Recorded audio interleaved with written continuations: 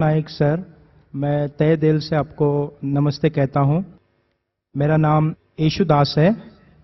तो मेरा प्रश्न इस तरह से है कि इस्लाम कितनी शादी करने का इजाजत देता है और क्यों?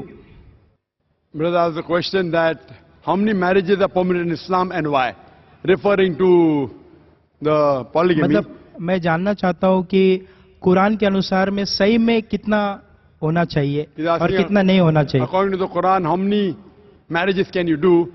As far as the woman is concerned, according to Surah Nisa, chapter number 4, verse number 20 to 24, a married woman cannot marry again, so women should have only one husband maximum. As far as the other is concerned, Quran says in Surah Nisa, chapter number 4, verse number 3, marry women for choice in 2s, 3s or 4s, but if you can't do justice, marry only one. You can marry 2, 3 or 4, but if you can't do justice, marry only one. This statement, marry only one if you can't do justice, is only given in the Quran. There is no other scripture on the face of the earth which says marry only one besides the Quran. If you read the Ramayana, if you read the Mahabharata, you can marry as many wives as you want. If you read Ramayana, the father of Ram, how many wives he had? He had more than one wife. Krishna, if you read Mahabharata, how many wives he had? 2, 4, 10, 1,000, 10,000, 16,108 wives. So when Krishna can have 16,108 wives, so why can't we Muslims have up to 4? If you read the Bible, in the Old Testament as the New Testament, you can marry as many wives as you wish. Solomon had 700 wives. Abraham had 3 wives according to the Bible. It is the church which put up a limit. Christians should marry only one. In India, it is the Indian Penal Code in 1954 which passed a law in Hindu Marriage Act which said that Hindu should marry only one. It is the Indian Penal Code, not the Hindu scripture, which says that Hindu should have only one wife. Let's analyze what are the reasons that Islam gives permission for a man to have more than one wife. Marrying more than one wife is not compulsory in Islam, it's optional. But if you marry more than one wife, you should do justice between your wives.